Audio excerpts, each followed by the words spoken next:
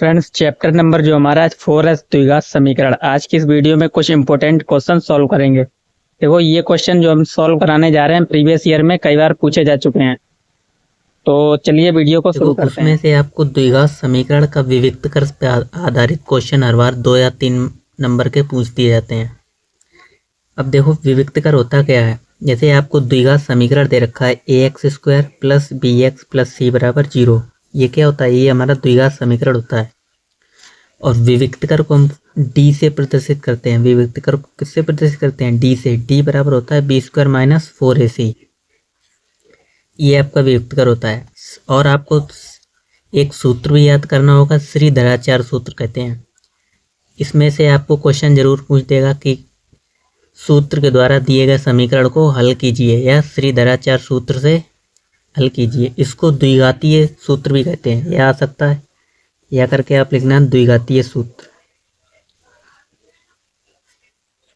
कई बार क्वेश्चन पूछा जा चुका है। दिए गए समीकरण को, एक समीकरण आपको दे देगा, कहेगा दिए गए समीकरण को द्विघातीय सूत्र द्वारा हल कीजिए या सूत्र से हल कीजिए। तब भी आपको यही फॉर्मूला लगाना है। क्या फॉर्मूला है? x बराबर माइनस के B plus minus under root के अंदर b² minus 4ac upon 2a।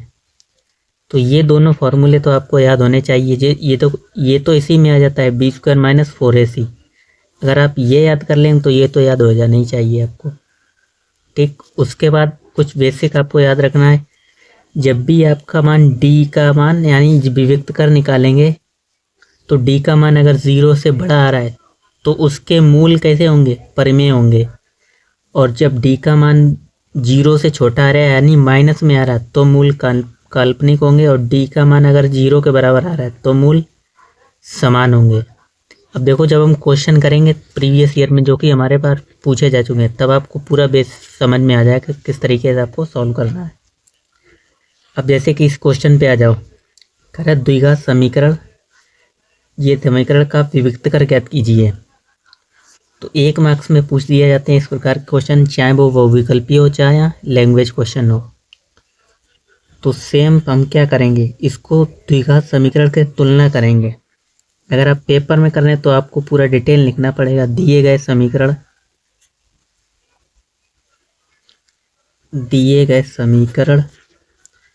की तुलना।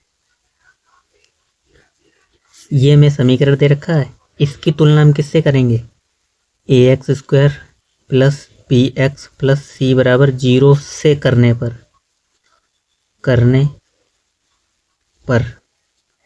इस समीकरण की तुलना करोगे तो a की जगह पे कितना है? 9।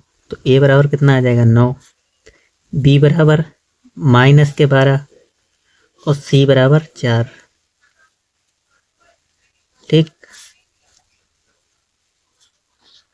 तो a b c के मान आ चुके हैं। हमसे पूछा था विविक्त कर ज्ञात कीजिए। तो विविक्त कर का फॉर्मूला ये होता है, विविक्त कर d बराबर b² माइनस 4ac।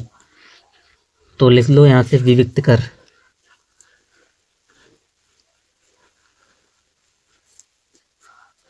क्या होता है? d बराबर b² माइनस 4ac।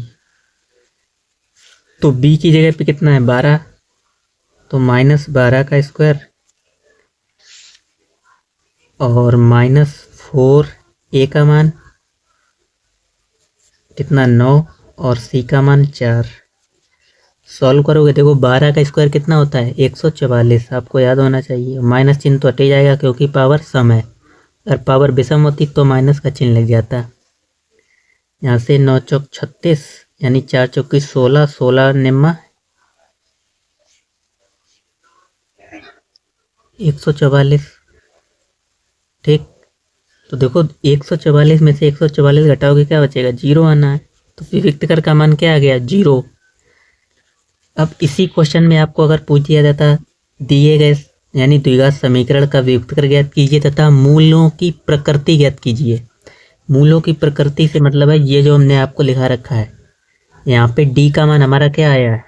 0 आया। d का मान क्या है? 0 के बराबर आया है। तो इसके मूल कैसे होंगे? मूल कैसे होंगे? समान। अगर d का मान निगेटिव आता तो काल्पनिक होते और पॉजिटिव आता तो परिमेय होते। इसी में अगर आपको पूछे तो तब आप लिखते हैं यहाँ d बराबर 0 अतः मूल समान आए। ठीक, तो आप आसानी से सॉल्व कर पाएंगे। अब इसी प्रकार से देखो नेक्स्ट क्वेश्चन पे आ जाओ। अब इसमें हमसे क्या कह रहा है द्विघात समीकरण ये दे रखा है कि मूलों की प्रकृति ज्ञात कीजिए। तो मूलों की प्रकृति के लिए आपको विभक्त कर तो निकालना ही पड़ेगा, बिना विभक्त कर निकाले आप मूलों की प्रकृति ज्ञात ही नहीं कर सकते हो। तो सेम जैसे हमने पिछला किया था क्वेश्चन, उसमें सिर्फ हमें विभक्त कर ज्ञात करना था। अब इसमें मूलों की प्रकृति ज्ञात करनी है, तो सबसे पहले आपको विभक्त कर निकालना पड़ेगा। तो सेम वही करेंगे, दिए गए समीकरण की तुलना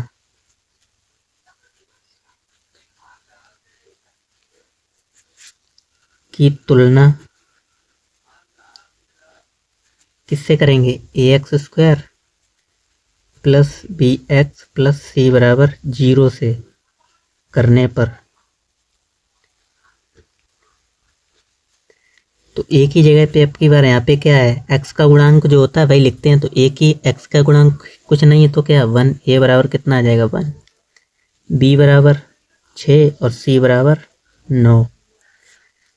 तो विभक्त कर निकालेंगे। विभक्त कर का सूत्र भी हमने लिखा है, d बराबर क्या होता है b² माइनस 4ac।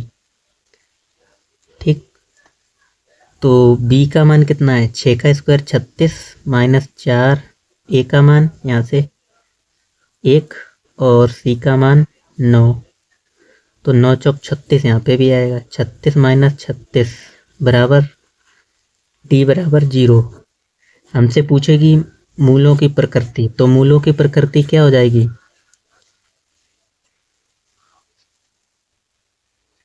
यहाँ विभक्त कर d बराबर 0 अतः मूल समान होंगे।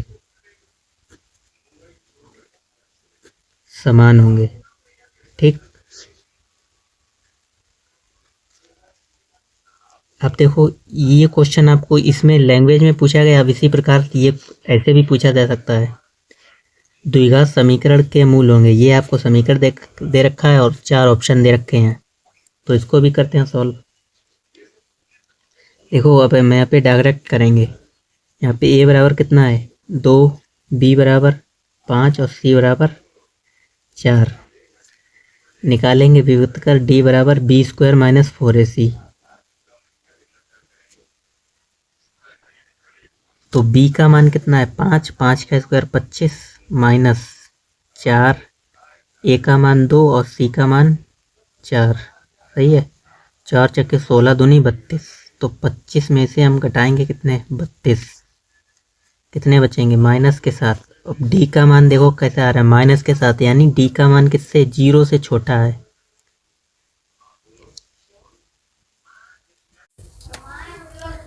तो यहाँ पे d का मान यानी 0 से छोटा है, तो इसके मूल क्या हो जाएंगे, अतः तो इसके मूल क्या हो जाएंगे हमारे काल्पनिक, यानी ऑप्शन नंबर डी वाला हमारा सही हो जाएगा।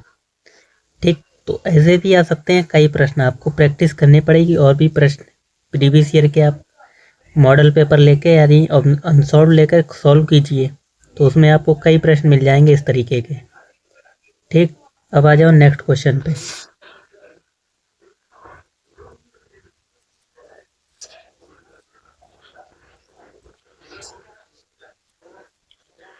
देखो दे रखा है, कह रहा है यदि समीकरण 3x² माइनस ये समीकरण दे रखा है, कह रहा है के मूल बराबर है तो k का मान होगा। अब यहाँ पे k की जगह आपको कुछ भी दे सकता है, कई बार m दे के भी पूछा गया है। तो कह रहा है मूल बराबर हो, जब भी आपको कह रहा है मूल बराबर हो, तो मूल बराबर हो यानी d बराबर 0। विभक्त कर हमारा कितना होगा, मूल कब बराबर, मूल जब बराबर होते हैं तो विभक्तर का मान हमारा क्या आता है 0 आता है। तो d का मान आपको 0 के बराबर रख देना है। अब देखो इसके आपको ये क्या दे रखे थे, a बराबर यहाँ पे क्या हो जाएगा अगर आप तुलना करेंगे, a बराबर 3 और b बराबर -12 और c बराबर k। ठीक, अब विभक्त कर का हमारा फॉर्मूला होता क्या है b² माइनस 4ac बराबर 0। b² का मान 144 हो जाएगा, यहाँ पे रखेंगे 12 का स्क्वायर माइनस 4 ए का मान 3, 4 3 12 और के बराबर 0। सॉल्व करोगे 144 माइनस 4 3 12 के बराबर 0। इस 44 को उधर ले जाएंगे तो किसके हो जाएंगे, माइनस के। तो माइनस के 12 के बराबर 0 माइनस 144। 0 में से 144 माइनस करोगे तो 144 ही बचेंगे माइनस के।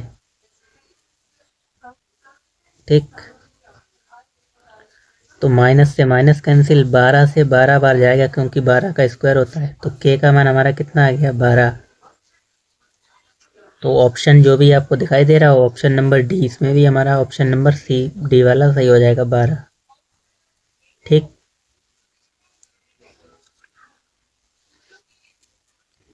नेक्स्ट आ जाओ।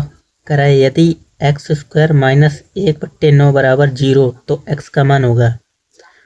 तो पेपर में पूछा जा चुका है आपका ये क्वेश्चन। देखो कैसे सॉल्व करेंगे।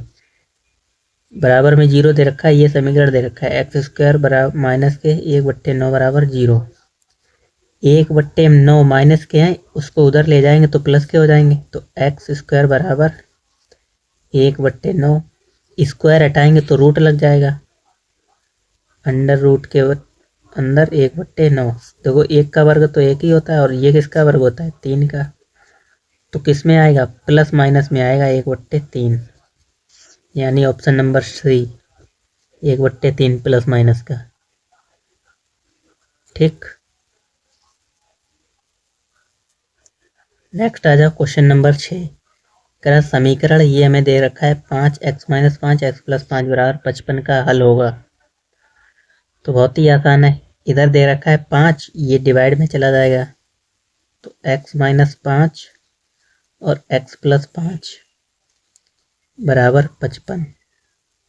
5 डिवाइड में आ जाएगा। ठीक, 5 से काटोगे 11 बार, 11 पंजे 55, 5 एकम 5, 5 एकम 5, x माइनस 5 x प्लस 5। अच्छा, ये फॉर्मूला आपने पढ़ा होगा, a plus B A minus B बराबर क्या होता है, ए का स्क्वायर प्लस, नहीं, ए का स्क्वायर माइनस बी का स्क्वायर, ये होता है। ठीक,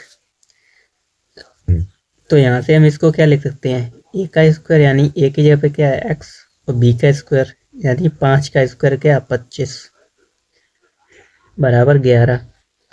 25 को इस साइड भेज दो, किसके हो जाएंगे, प्लस के। तो एक्स स्क्वायर बराबर 11 प्लस 25, 5 और 1 6, 2 और 1 3, एक्स स्क्वायर बराबर कितना आ गया हमारे पास, 36। एक्स बराबर स्क्वायर हटाओगे तो रूट लग जाएगा, और ये हमें मालूम ही है किसका वर्ग होता है, 6 का, प्लस माइनस में। ऑप्शन नंबर सी इसमें भी हमारा सही हो जाएगा। ठीक, तो छोटे मोटे क्वेश्चन है 1 या 2 मार्क्स में आ जाते हैं भौतिकी में, आप आसानी से सॉल्व कर लेंगे इनको। इसी प्रकार ये भी दे रखा है, यदि 2x स्क्वायर प्लस 1 बराबर 33 तो x का मान होगा। तो बहुत ही सरल है, ये आपको दे रखा है 33।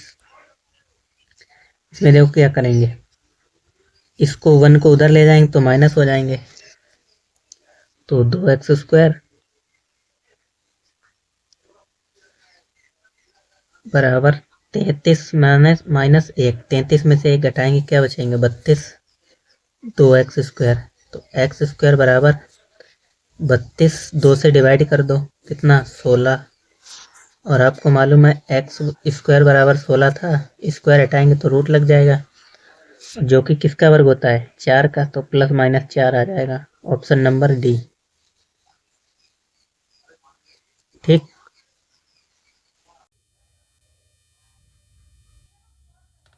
अब इसी तरीके से नेक्स्ट क्वेश्चन पे आ जाओ।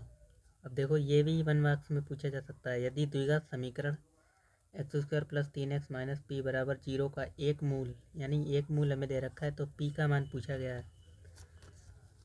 तो आसानी से सॉल्व हो जाएगा। इसमें अभी क्या, समीकरण में क्या दे रखा है, x square plus 3x minus के p बराबर 0, एक मूल हमें दे रखा है। मूल का मतलब क्या होता है, इसका हल है 2, यानी अगर इस x की जगह पे आप 2 रख दोगे तो आपका p का मान निकल आएगा।